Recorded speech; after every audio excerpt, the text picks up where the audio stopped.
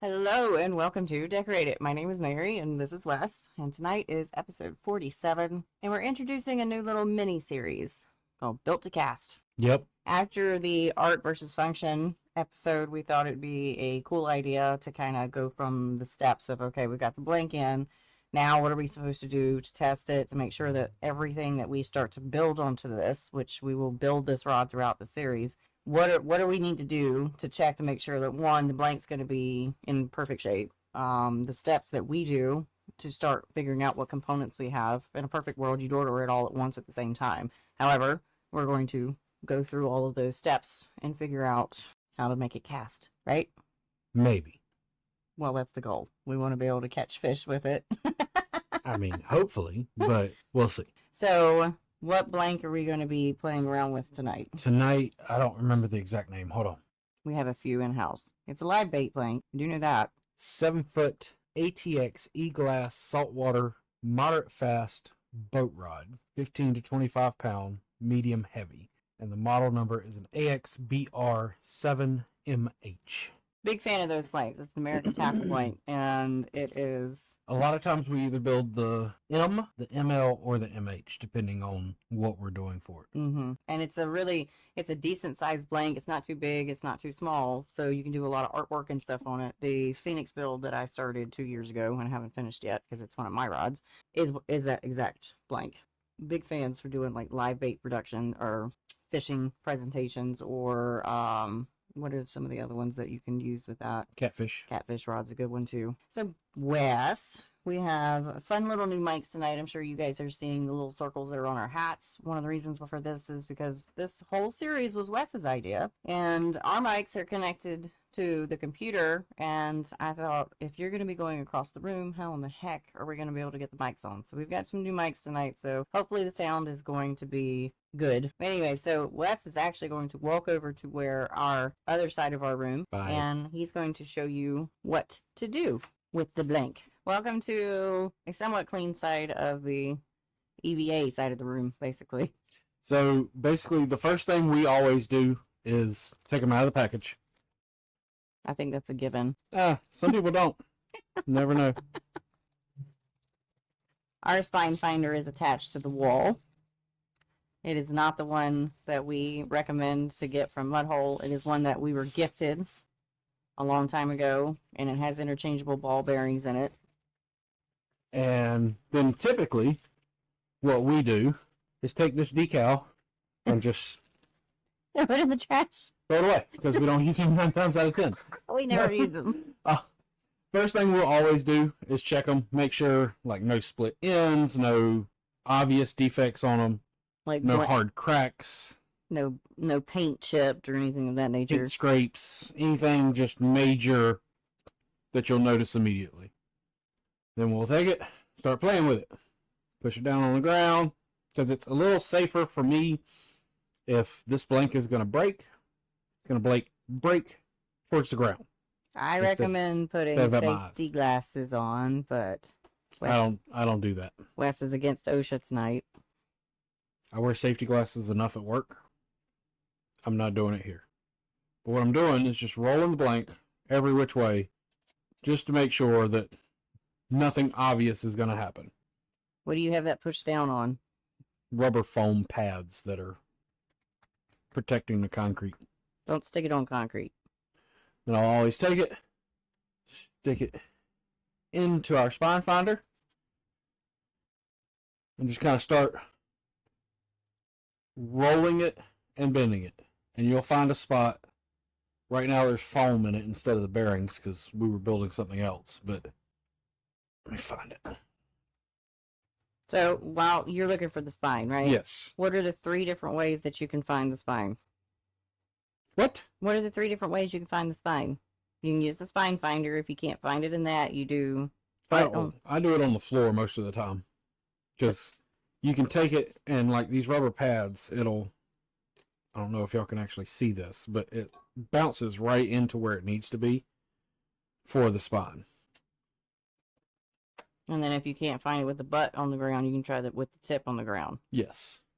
But I always have better luck with the tip in my hands. Yeah. And then what I'll always do, set it up, get as close as you can to perpendicular.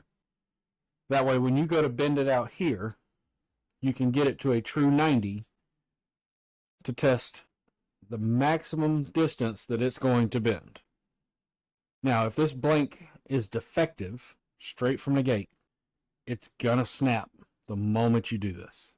That's why you always want to test them as far as you're gonna truly be fishing them before building them. Sean wants to know why you're finding the spine. Because if I can, I always build on the spine. Unless I can't find one, then I go to the straightest axis. Did you check to see if that blank was straight? I have not. Do you need a marker to see where the spine is? No. Because luckily on this one, the decal falls right next to it. Oh, sweet.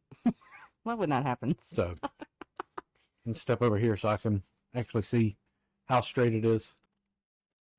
It'd be fun if you could get the angle from where they can see if it's straight or not too. Going that way. Yeah, it blurs out the tip too much. Yeah, because it immediately tries to focus here. Yeah. You can kind of see it. Does that have a right turn to it? It's got a little bit of a bend to it. Right there at the tip? Mm-hmm. Take this off just to make sure. Is that on the straightest? I mean, on the spine where it's turning? It is straight on the spine. It's when you turn it just past it, you can see it more prevalent. That's a first for the spine and the straightest power axis to line up. Nice. A lot of times that bend that everybody sees is from the layers in the making of the rod.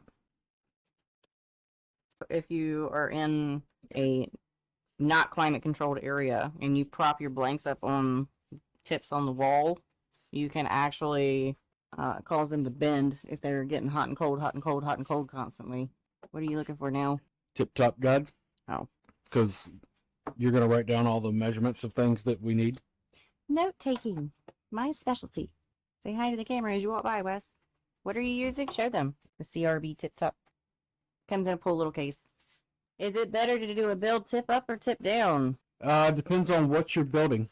All right, in our situation, this live bait blank. This would be a tip up for my preference. So we're going to take it. And like she said earlier, we're basically pretending that all we have is the blank and we're going to order everything else. Although we have everything here. So this one, a 10 fits snugly all the way about an inch in from the tip of the rod. I would order an 11 just to be safe. So 11 tube, we'll end up using 11 tube with a 10 ring. Why are you using the 10 ring? Because that's the size runners we're going to use for this rod. You're not going to size it up like you did in your other, when you said you usually go one size up? No, because on the style of guides that we use for these, it's a higher frame anyways. So from building these in prior, I know that typically I'm going to have 12 to 14 inches on the butt, then another 5 to 6 for the reel seat, and another 8 to 10 for the foregrip. But that also depends on who I'm building it for, how long their arms are, how tall they are, and what their preferences are. That's the generic starting point. Yep, for this style of rod. Sean's asking, would a 10.5 tube work? It could, but we always have so many variances because we'll order the tip that matches for the guides we're using. Unless that tip's not available, then we'll go to a different manufacturer with as close as possible, and different manufacturers' tolerances are all different. I've had 10s from Fuji, CRB, Alps, and just generic eBay, and all of them fit differently on the blank. All 10s aren't built the same. Just like all black thread's not the same. So, but we're going to use a 21 millimeter bulb, 21 or 22. And that measurement's just taking Just the butt measurement. The It was a diameter. 19 millimeter butt, so I know we'll have to go up. And we'll say just a generic 13. Nope, going longer. Yeah. Do you need a marker? Nope. So we're 18 millimeters at the back of the reel seat. And I say that because I had one over here and it's gone. Use China marker. Your favorite thing.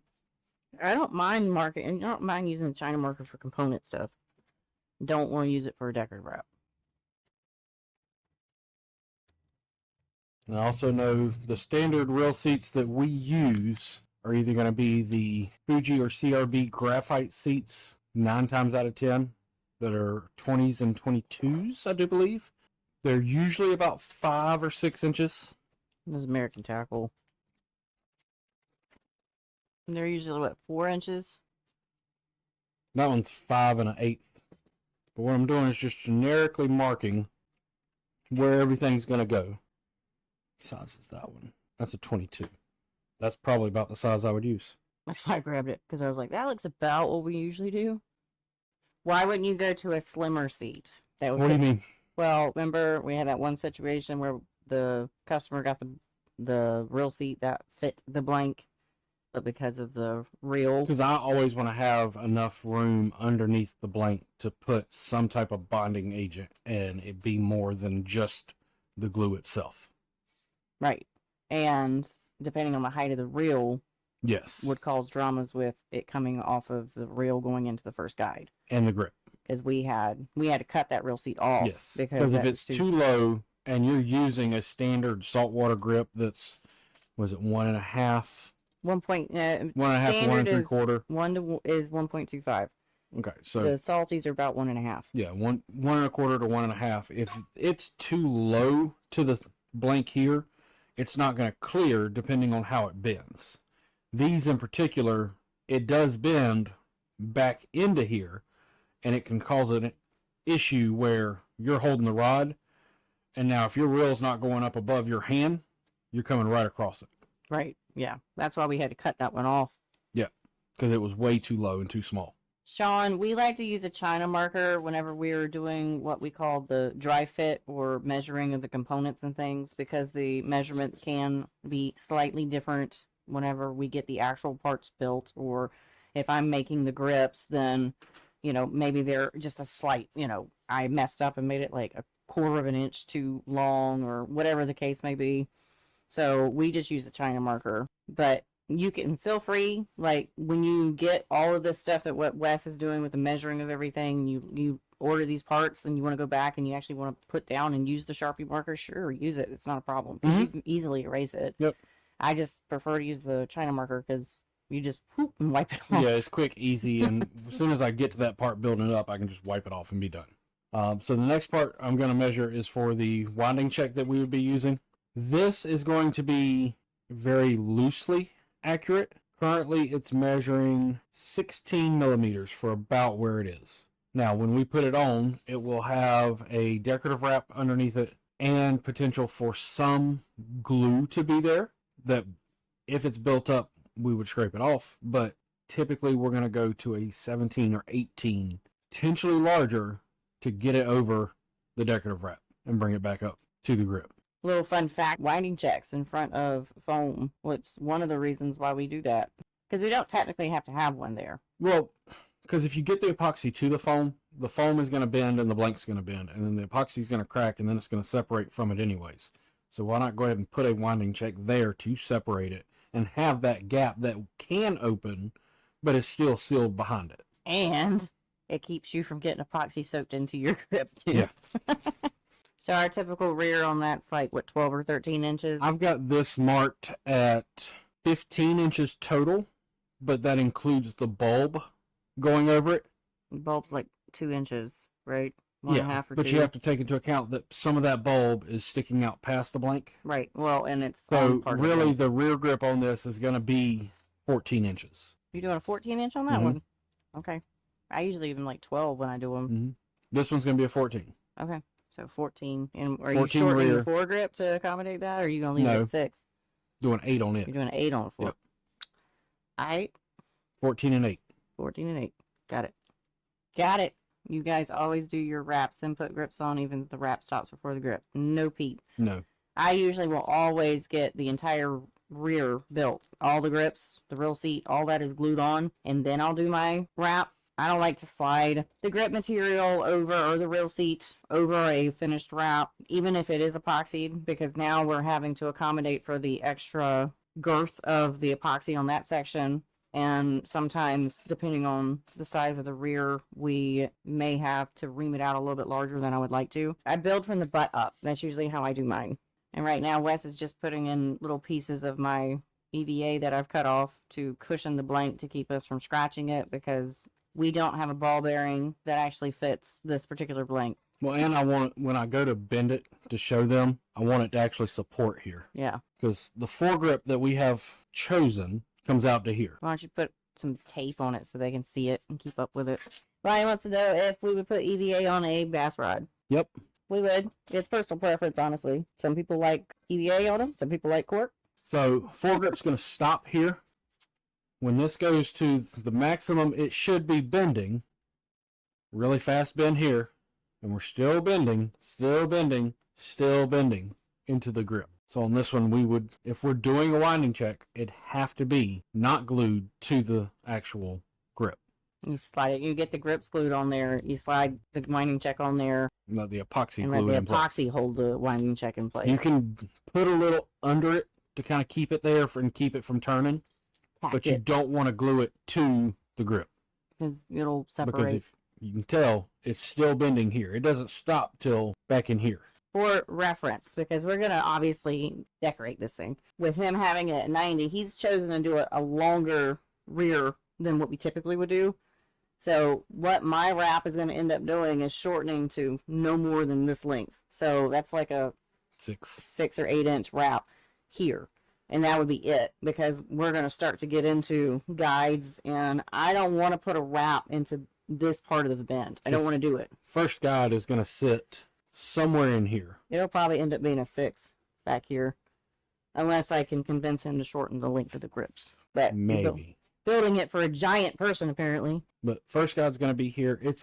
This is where, if you don't know how to set them up, you're going to order more guides than you're going to need. You should always order extra guides. No, I'm talking, you're going to order a 20 high and a 20 low. Oh, yeah. 16 high and a 16 low. And you're going to play with it to see what fits best based on the reel that you're going to put on it after you've built up the rear section. One thing that we did not discuss, are we doing spinning, casting, spiral? This is casting only. Are we going to spiral it? Or are we just going to Depends on what they want to see. You guys get to make that call if we build it as a spiraled wrap. Because keep in mind, this entire blank will become the mini series, and we will go through all the steps of all the things that we are doing on it. Because this is basically how we do every single build. Wes and I will sit here and go back and forth about stuff. For 20, 30 minutes. Sometimes longer. Does a deco wrap change the rating on the blank? Not on this blank. If it was a medium light or light and we were putting it that far out, it could potentially. But with how thick the walls are on these live bait blanks, it's very unlikely. And honestly, I probably could do a 10-inch if I really wanted to, but it's no point. Just simply because it's going too far into the bends, and it is what it is. A 6-inch wrap's more than enough for aesthetic purposes. Mm-hmm. How could it change the action? It'll make it go woo. Woo. Woo. It makes it slower. Well, it can basically try to make it shut off before it's designed to, as far as the actual bend of the rod. But at the same time, if you do that and it has the potential to try to shut off the action, you have more likelihood that the first time you truly bend that rod all the way down, it's going to crack the epoxy. It's always the epoxy. Mm-hmm. It's always the epoxy that's going to crack every single time. The guide's not going to fail. It's always the epoxy. But based on the information that we have currently, we have a 10 tip on the blank. We would typically order an 11, 10.5 or 11 tube, 10 ring, and then the guides, depending on what style you're going to do, you're going to want to order a high frame and a low frame of the first 3 so that you can sit down and zip tie them on there, tape them on there, however, and figure out what's going to work best for what you're building. With the reel you plan to use. That's the most important thing is like you got to have the reel that you're going to be using on this because they sit Or at as different. close as possible to the same height. Mm-hmm. Because they'll sit at different heights and stuff. Yeah. So We have all different sizes that we can play with, we got like even 50 ones reels. without line on them. But you need to be able to put a reel on there that is similar in height to what you're going to use or what your customer is going to use if you've never built this blank before and this is the first time you're selling one, to make sure that A, it's going to clear your thumb going across the top of the grip, B, it's going to be the right height for the first guide, and then worry about the rest of the guides. Yeah, Wes will be able to show you. We get the components in, how he came up with how he is going to order said guides. And it's literally, on these live bait, catfish, things like that, it's going to be a 20 or 16 for the first one. A high frame or low frame based on what's needed for the size of the reel and the height of the reel. And then it's going to jump down 12, 10. And 10's the rest of the way. And you don't go below a 10. It's very basic because I also want to be able to use a wind-on leader if somebody wants to. I want it to be useful for a lot of things, but made for what they're wanting. Yeah. If that makes sense. Yep. I don't want them to be like, oh, well, I can only use this rod for dolphin fishing when I'm out on the East Coast. I want them to be able to say, oh, I can take this catfishing, or oh, I can take this and go king mackerel fishing, or oh, I can do this and this and this and this. But it's designed for what they want it majority for. But you also got to keep in mind, we've been building live bait blanks for like 20 years now. You 20 years, me like 14. Depending on it all comes down to the reel they're going to use. If it's a high frame reel that it's bigger than what they actually are going to need, then I'm going to throw a 20, potentially a 16 high frame. And spinning is different. But building that one as a spinning is a whole nother monster. Yeah, it's different, way different. We're going to do casting because a lot more people like for the live baits or generally live bait catfish casting for that style. Yeah, it's a conventional reel. The anchors are usually where people will use the spinning reels. So. Brand epoxy do you guys prefer? Honestly, we use Pro Coat. I like Pro Coat. For everything. I don't like the high build. I can't remember if they call it low There's or a high medium. build and a just normal, Pro Coat, normal, which is a medium build. The normal Pro Coat, that's the one I use all the time. I don't have any dramas with it. I've never had an issue with it. But epoxy is one of those things that's a personal preference. You get a bunch of little small versions. Call every manufacturer and ask if you can get the smallest sample possible. Smallest sample possible. Play around with it. What we did when we were making a decision about epoxy is we have a blank that's still here somewhere. It's in that corner. I wrapped it with white thread, the entire blank, little sections, and each section was a different epoxy. And I even went as far to put a couple drops of acetone in each different batch. So I had one side that had acetone added to it and another side that was just the straight epoxy. And it was for the same thing. And compared, I think we had like 6 that we compared to that one. And we threw it outside to just be left for, I think we left it outside 2 months. And then we had to bring it in because the kids were trying to use it as a javelin. Yep. So that told us which epoxy yellowed the fastest. And also if the acetone being added to thin it would cause it to yellow faster, because there was rumors running around online that the acetone, if you added a couple drops of acetone to it, it would actually yellow quicker. And so we were trying to disprove that theory. And honestly, between the acetone versus the regular epoxy, they pretty much yellowed about the same. So that was kind of disproved. But we picked from that. Now, Pro Coat was not originally in that test. Classic Coat was what we ended up picking. No, it wasn't Classic. It was Threadmaster that we had. Threadmaster, Classic Coat, Flex Coat. We didn't have Pro Coat. What else? We had Aft Coat. We had the Diamond 2. D2 was in there. That was it. There was 5 of them. And so that's why we made our decision. But based off how we liked working with it, how they reacted to the sun, that was it. And we still have it somewhere. Flex Coat. Flex Coat yellowed the faster. Flex Coat. It was yellow within 4 weeks of. No, it was yellow within 3 days. It was starting to tinge in 3 days. Yeah. Because remember, I set this thing out straight in the sun, in the elements, everything. Like we took the tip and shoved it in the dirt and set it out there. No, I laid it on top of the fence because the kids. Yeah, I laid it straight on the fence. Oh, that's right, because the kids ended up leaving it with the tip in. The kids kept throwing it around with the thing, and I kept pulling it up and I kept putting it higher and higher on the fence so it would lay flat, because I wanted it to simulate what a rod would do if it was just sitting in the sun all day. So. Yeah, at that time, Flex Coat yellowed the fastest. And we were like, nope. There was another one that we didn't like either because it yellowed pretty quick too. Aft Coat. But they stopped making Classic Coat, and then we moved on to Threadmaster, and they stopped making Threadmaster, so we back to Pro Coat. And They had no problems. I ain't had any issues. For instance, the rod I gave away last year at iCast, the all white one that I gave away, that one's been used, and it still looks just like it did first day. So, did acetone make it yellow faster than without? I didn't see a big drastic difference between the two, honestly. It did in one of them. One of them, it was rarely apparent. I can't remember the test. It was Flex Coat. The Flex Coat with acetone yellowed the absolute fastest. And Was then it Flex Flex Coat? Coat without was right behind it. Classic Coat with the acetone added to it also had a little bit of yellowing, if I remember Before correctly. the regular. But it didn't make it to where, like, it was completely obvious. You really had to look for it. Yeah. But that's only 2 months out in the sun. I would have loved to have just left it out there for 12 months, but boys will be boys. And they were about to snap it over each other's head and throwing it across the yard like a javelin. And I definitely didn't want the fiberglass because it was an old fiberglass blank. I didn't want that to snap and get in the dog's feet or the kids' feet because they're barefoot kings. So I had to take it away. And we just brought it inside. Yep. I need to do a new test because more epoxies hit the market. Yep. But Doc Ski actually did a test with epoxies, and he posted his results. I'm pretty sure he put it on his YouTube channel too, but I know he put it on Facebook, and he went through most of the newer epoxies. Yeah. And comparing the yellowing and how they did, and also the hardness. That was the other thing we were testing, was the hardness, how it would withstand with your thumbnail, like trying to dig into it after it was cured. Which is basically like it leaning on a table or leaning on a boat rail or something hitting it. Pete said about Generation Epoxy seems to work good, but I don't know about long term yet.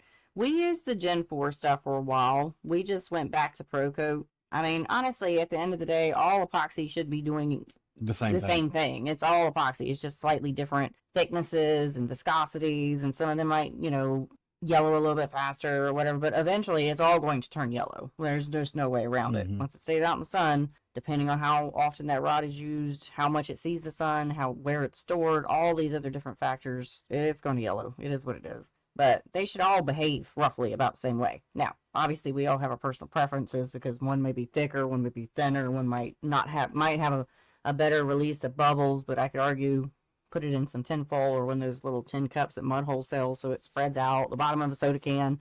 So it's popping the bubbles before you put it on there. On this rod we're doing. Yes. Are we going to do basic grips that you could just order? That is a very good question because I felt that for how we discussed it earlier, that as if someone was just starting building and ordering, or I felt it was more like a window into how we do our stuff. Okay.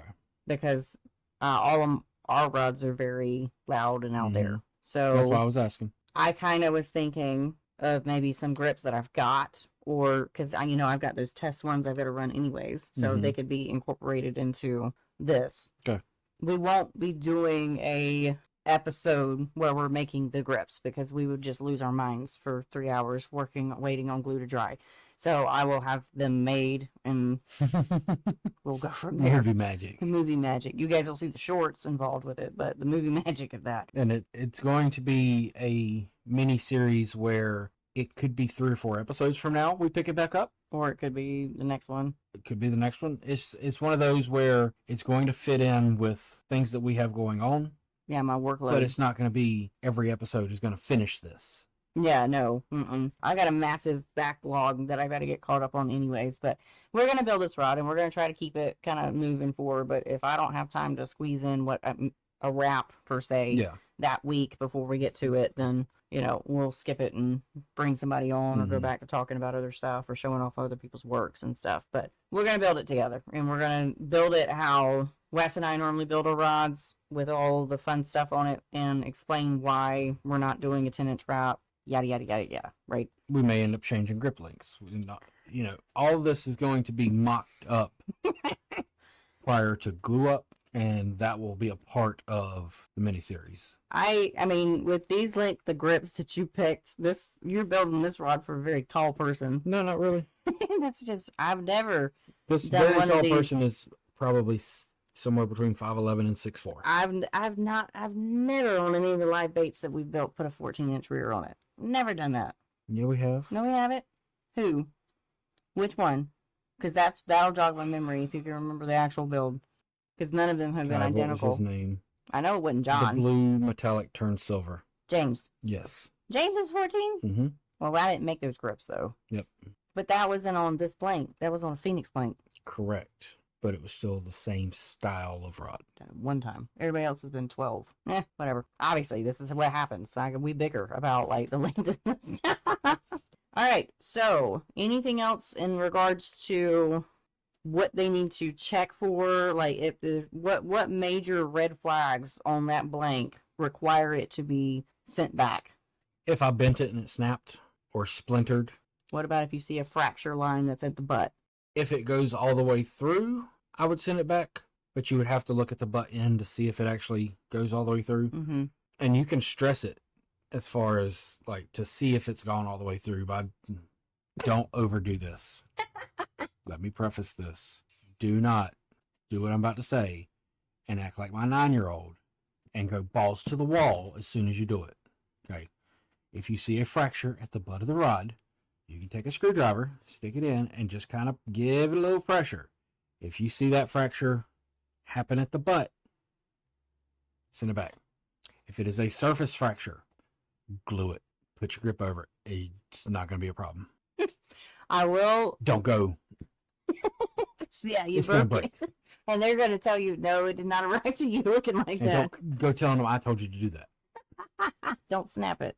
If you see it, see if it opens up. But if it doesn't, I mean, if it has a fracture to me, if I see a split, I'm going to be like, I need another one. And you're welcome to take this back. Like, I'll ship it back to you or whatever. But I need If another it's just one. a like surface scratch on the top outer layer, You're not I'm gonna just see going to it. put the grip on it and glue it because it's going to seal itself up and be fine. And anywhere on that back end where we're putting the grips or the real seat, or if we're planning on putting a wrap or dragon scales or whatever the case may be. Ooh, we might do a dragon scale on that, or a tiger. That might be a fun thing to try because I haven't done a tiger before. There you go. But if there's any place that's like scuffed or scratched that's on the rear back, that's not an actual. I'm not worried about it. There's no integral. Integral. That's not the word. Integrity. There's no damage to that blank, and like the integrity isn't destroyed because of said scratch or scuff, and it's not like a split running all the way through it. It doesn't matter. It's going to be covered. Now, if it's out in the guide section and we've got some massive paint missing or clear coat came off or whatever, Delamination. any of the things that can happen if they get beat up along the way or whatever, that's going to be something that I'm going to be like, can we get another one? Because I guarantee you it's going to fall in between where the guides are supposed to be. You're going to have guide here, and this big nasty like scuff Every mark. time. You can absolutely try to fix it if you want to, but that requires you to sand off the clear coat, repaint it a black or whatever color you wanted to do, and put another clear coat over top of it. Or if it comes in looking like that and I have a painted blank that's going to Don anyways, I'm going to send it to Don. Let him paint it for me. But if that tip in is not just a little slight kind of, and it's doing like that one that we had, I will never forget that. It was day. Rod Geeks. It was Rod Geeks blank. It went came in. whoop, whoop. It looked like, I mean, it was like this at the end. It was bad. It looked like a witch's broom.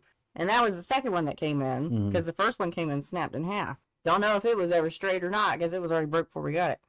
Any of that stuff, we're going to send it back. I will say there is the rebar build that I'm working on. That's a Phoenix blank. There is a section on that blank. We took it back to, we were going to Mud Hole. With us to Mud Hole. We took it with us to Mud Hole. Not a damage to the blank. It was a perfect little circle where it looked like it had been sitting on the rollers of a wrapper or something. Looked like it was scored. And it looked like it was scored. Bending it, no breakage, no noises. We didn't notice anything. We were like, so we took it with us to Mud Hole because we were going, it was January when we took it with us. Mm-hmm. We were going for the advanced classes remake up for the previous year. And I walk up to Bo and I'm like, what is this? What is that? And he's like, It's a Phoenix blank. it's a Phoenix blank. And I was like, well, what does that mean? I was like, I've never seen this perfect little circle here on the blank. And he goes, that's actually what happens while it's drying. Is it when it's drying at the factory or when it's after wrapped? it comes out of the oven. It comes out of the oven. Apparently, just that is standard on those blanks because he went and pulled like 2 or 3 more and showed every single blank has that little roll mark on it. Same spot, same distance. Same width, all identical. Because he was like, if I've got one that doesn't have it on there, I'll switch it out with you. And they're all, I mean, 3 or 4 he pulled out, and I was like, all right, we're good. Like, it's fine. Like, Don't worry about it. I'm not worried about it. Phoenix feather, the feather. I don't have the The decals bag's for right it. over here. Do you still have the bag? It's over here. I thought I threw the bag away. No, it's right here. Because I told you was putting the decal on it. Oh yeah, we discussed that today. Yeah, it's a feather. Yes, Phoenix Feather. FTXC77H. Yeah, because we were talking about putting the decal on the side of my wrist. Yep. I thought she was covering the wrap up. Let me just tell you, but it's actually small. Yes, so it's it'll be not. fine. So we're going to do all the ordering of the stuff that you need. Yep. And then we'll come back and discuss all that stuff and then do am I going to make the grips before that next one? I would. I'd say so. Because then we can do the mock up. And that's why I said the next episode might not be about this. Because It's going to take, it'll take you some time on the grips. I'm 6 weeks behind on grips. Exactly. I wonder if I could incorporate the camo into it. You could. Because they'd be ready made. I gotta look at the links that I made on those. Might be able to.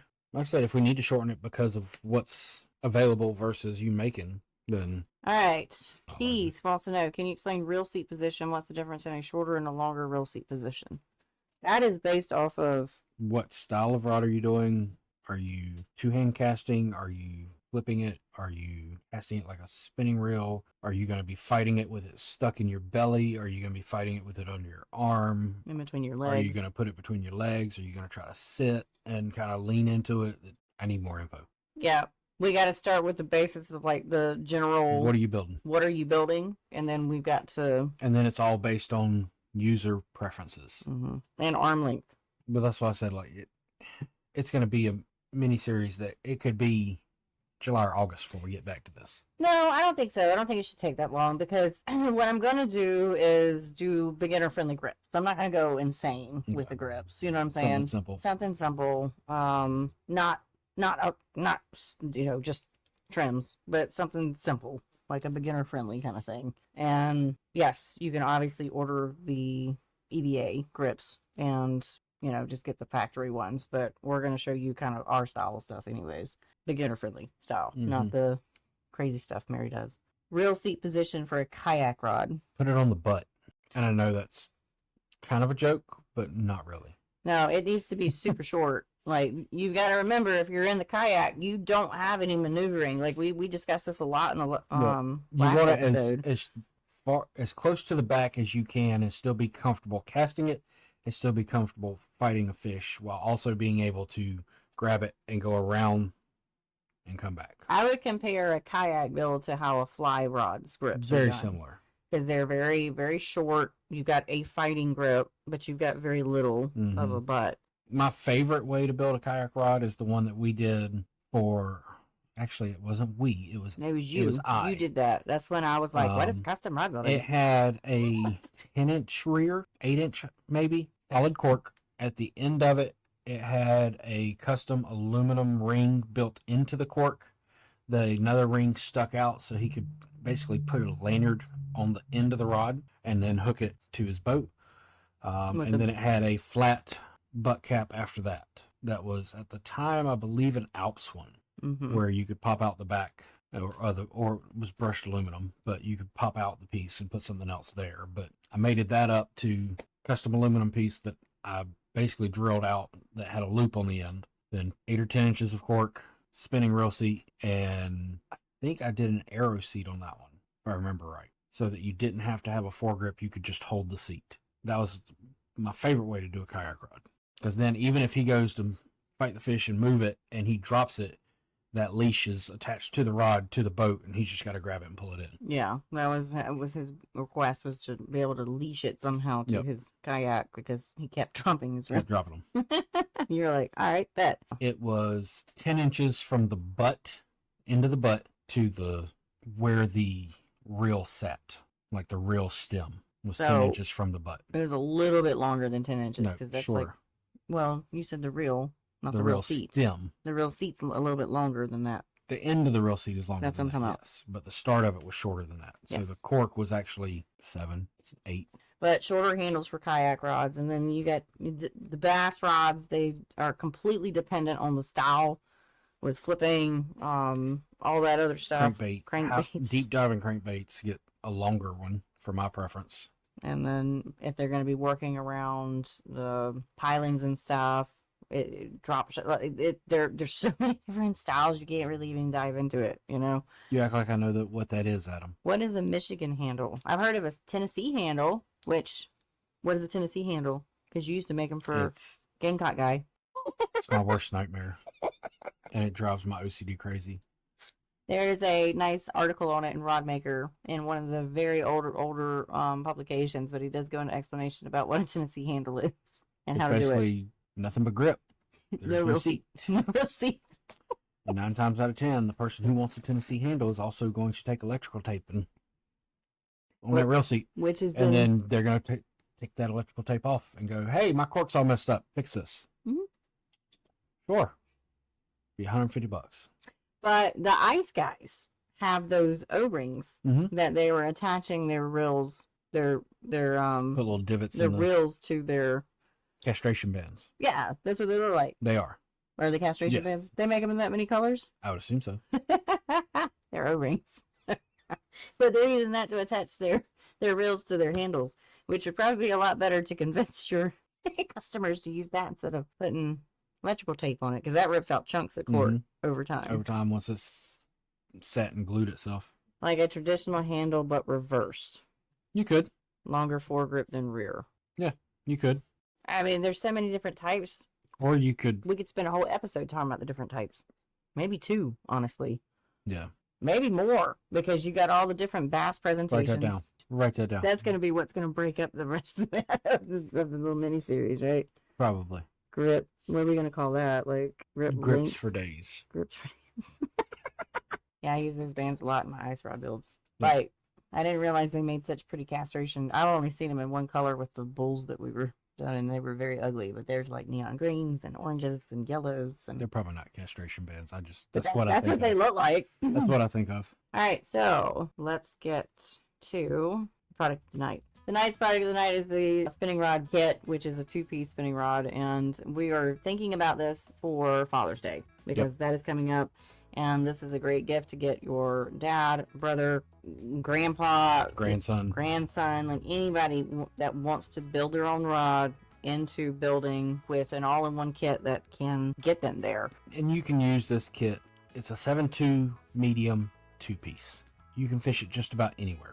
And be able to take it out and actually catch something anywhere local, honestly. And it's a 2-piece, so it's easier to travel with, which is a easier blessing. to ship too. Easier to ship if you decide to ship it somewhere. But that is a great thing to think about for Father's Day, because that is coming up.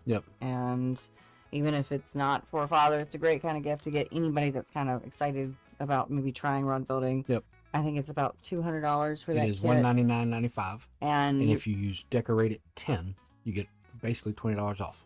Saves you 10%. Anything of the CRB, Pro Products, MH Axe, Gaho, or I'm missing one.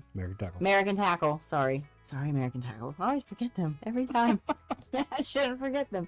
But any of those products, you're always going to get 10% off using the discount code Decorated10. And it works on power wrappers. It works on the power wrappers. It works on the 3-rod dryer. It works on a lot of the tip guide that Wes was working tonight. It works on that blank we were discussing. So if you want to build said blank along with us while we're doing this, then there you go. Get 10% off the live bait blank and see how fun it is to make that. And if you don't fish for live bait, catfish, another good. It's a great catfish blank. So we also want to do our giveaway, because I know that's what everybody's been waiting on. What do they win tonight? Tonight, our giveaway is going to be in conjunction with what we were doing. Last week, we gave away the spine finder, and we should have waited. But this is even better. A full deflection kit with the actual holder. So this will benefit you when you're building and you start building more of the same style. You can mark on this with dry erase markers. And you can bend it, mark where you put everything. You can mark how far down it went and compare it to other blanks and be able to go back and match up what you're looking for. Because you can take the information from that chart, put it into a database. There's also a database that I can't remember how to access, but if you come to the advanced seminars later in the year, the guy's there every time. They're gonna happen. But that way you start building your own database of, okay, I have this blank for this purpose. Oh crap, they discontinued this blank. Oh, what shall I do? You gotta find something that's similar. Find something similar specs, put it against the deflection chart based on what you had from prior builds, and you'll be able to find something to match up. Now, it's an 8-foot deflection chart. Yep. We have one, and we have the 10 foot.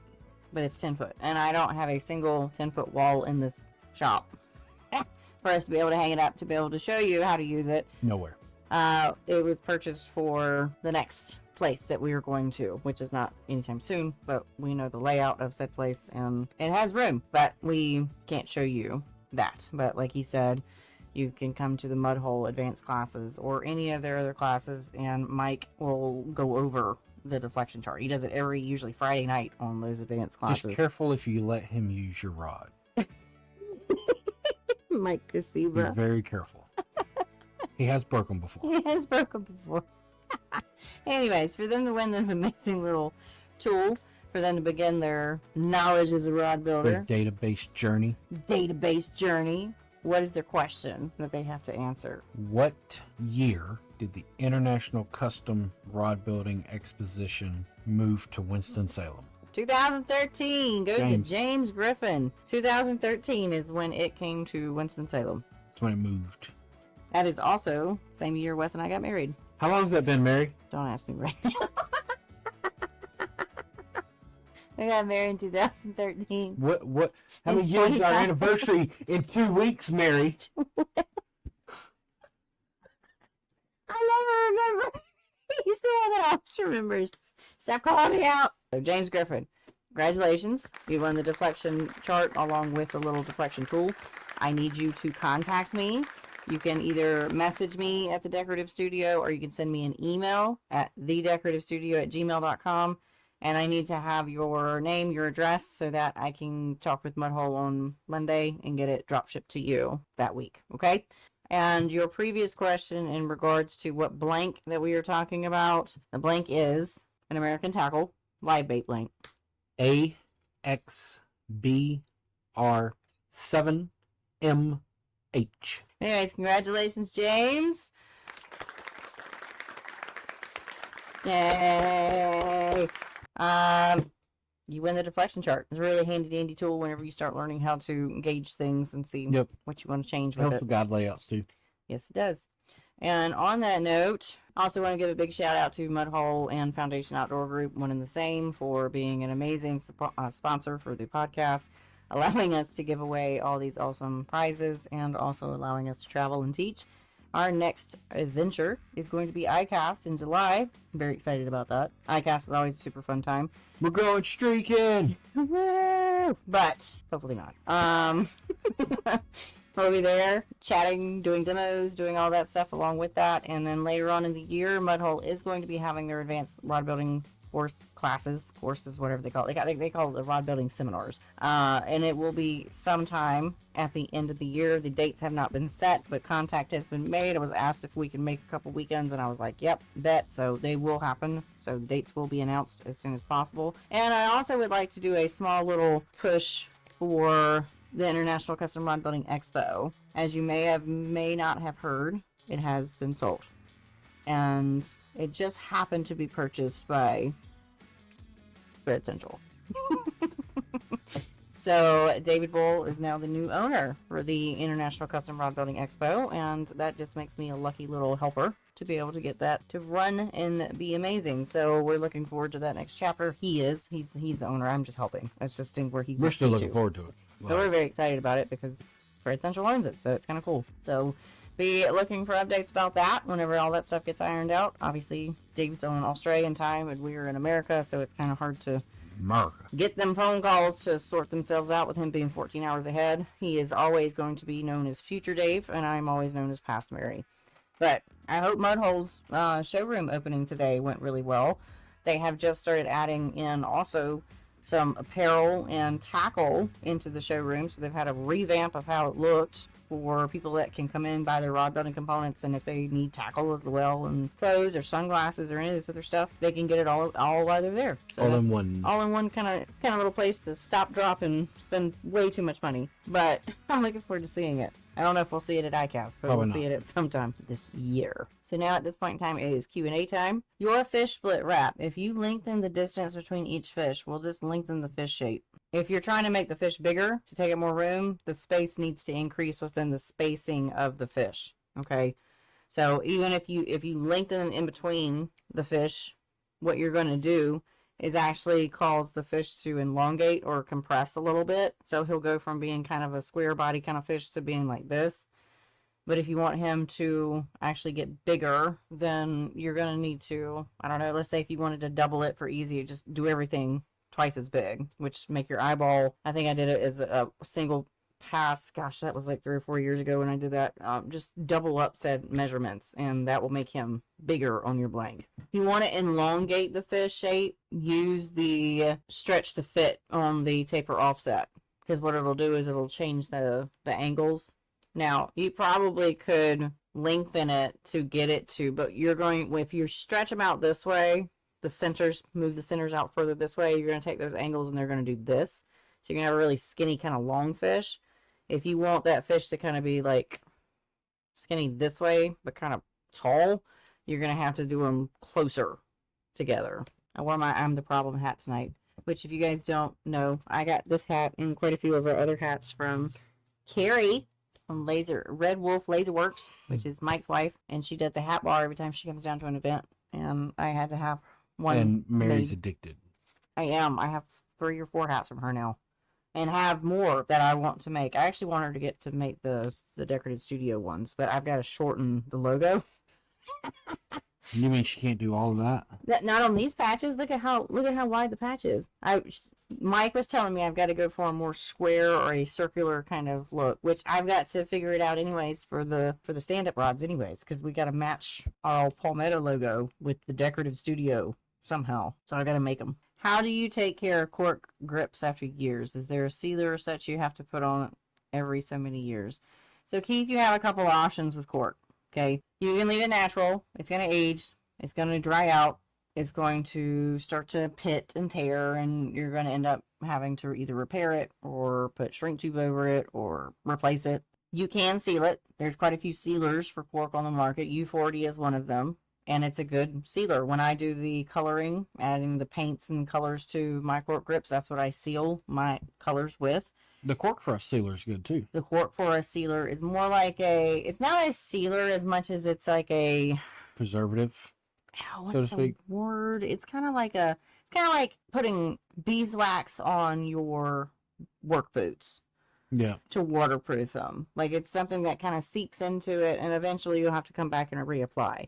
The cork for us, cork sealer, it's supposed to be a one coat and be done. There's a tact difference, slight tact difference between the cork for the U40 and the cork for us. The cork for us is a very natural, darkens it a little bit, but it does preserve the cork. However, the problem is if cork for us, not a problem, but the cork for us, you have to constantly, I would say every 6 months, if it's a heavily used rod, put a coat on it. Yeah. You're not going to notice a difference in how it feels tact-wise. It actually kind of feels like it softens it a little bit for me, personally. The U40, like I said, slight tact difference. It's a little bit more grippy, but it's not like, oh, the cork doesn't feel like cork anymore. There's just a little bit of extra tact there, okay? It's almost like a very fine dust is raised on it. Yeah, like if you sanded wood, put a coat of like shellac on it, and you felt a slight little bit of wood fibers, and then you have to sand it to put another one on there. It's kind of like that, but not that drastic. It's just similar to that. That's supposed to be a one and done coat.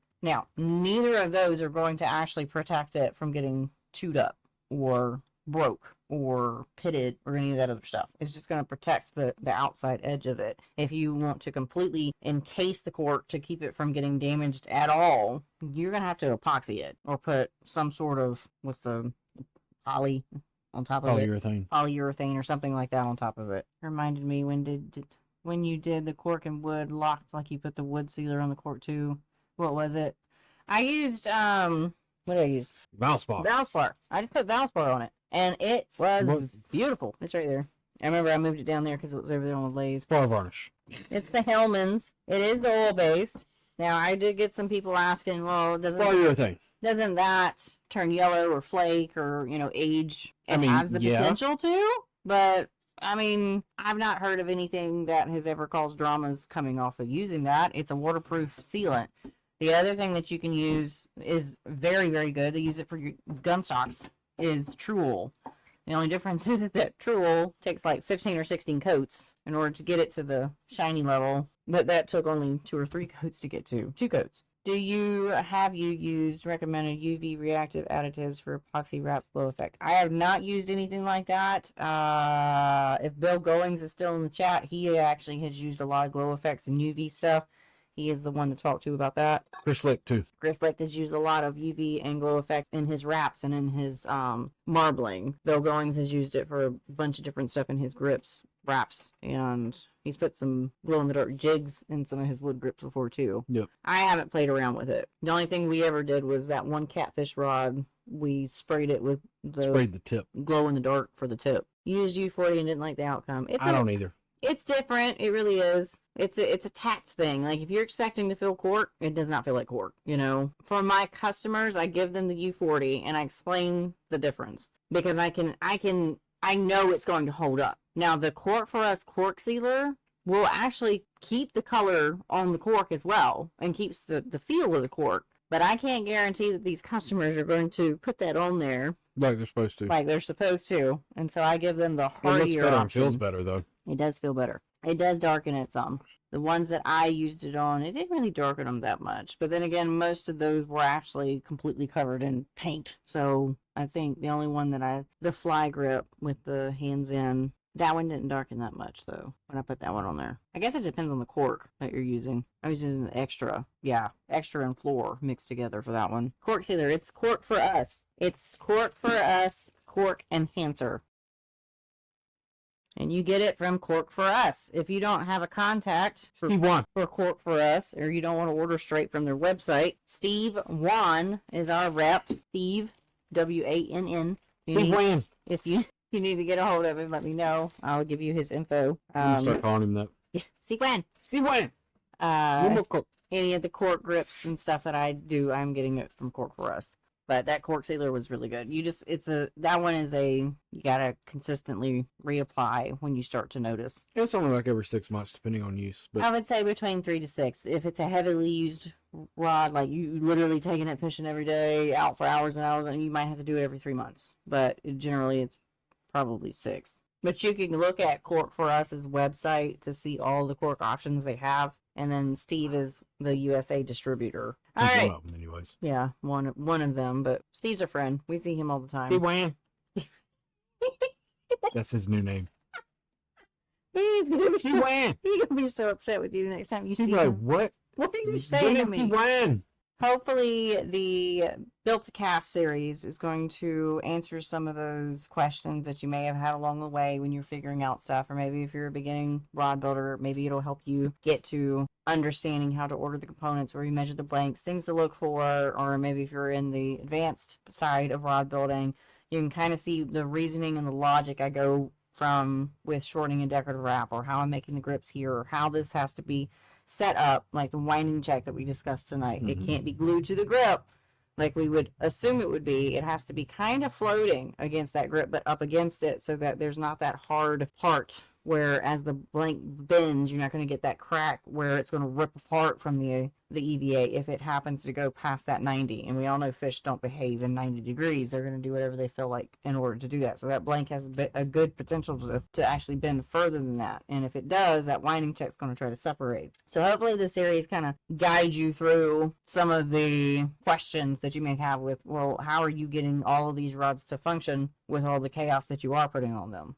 There's always the steps that get us there. And I don't know if it'll be this coming episode or if it'll be after that, but we will continue to keep building this rod throughout the series, and you guys will get to see the decorative wrap or the marbling, whatever I decide to do on it. Probably going to do decorative wrap because marbling's going to be tiger. Or it could be tiger. Could be tiger. Could be a dragon scale. It's going to be a tiger. Could slap a sticker on the side of a dragon scale. It's going to be a tiger. I should do a tiger because then I can figure out what I'm doing with it. We can learn together. Learn together, grow together.